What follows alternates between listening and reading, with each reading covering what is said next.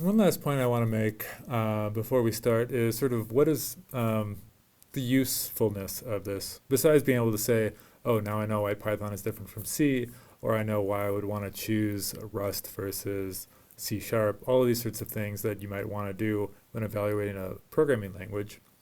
But like, why do we actually want to be building a programming language ourselves?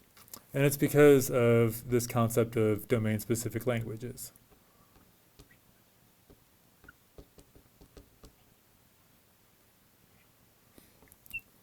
So if you're trying to model something in the real world, like you have a widget factory, right, making all those fancy widgets that we've always heard so much about, how do you actually model that process, right?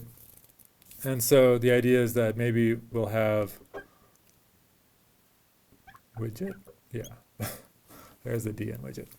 The idea is that, right, we might have some idea of a widget, and maybe we have a box that can take in only two widgets. They're very large widgets.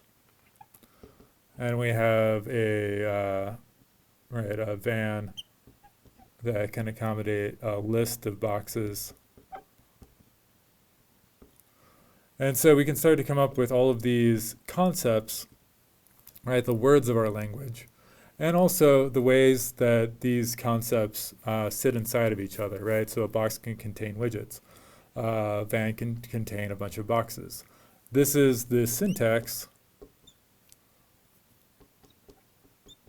of the world that you're trying to model, right? Of the language that you're trying to model when you're talking about how do I optimize a widget factory, right?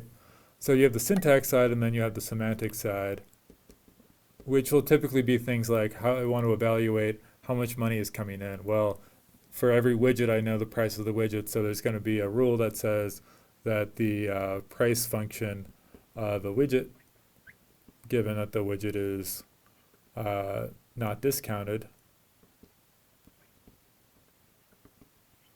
that should be, 2 cents, something like this, right? And this you can start to see is very, very similar to what we were talking about before.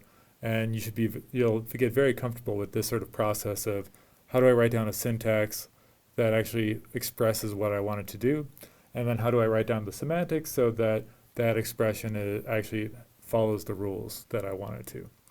So this is a very common thing that people end up doing in industry. In fact, it's sort of the origin of object-oriented programming, where the idea was that each of these syntactical concepts could be encapsulated into its own class, and then obviously a box can have sub-widgets in it, and so the class hierarchy models the syntax tree and the syntax hierarchy.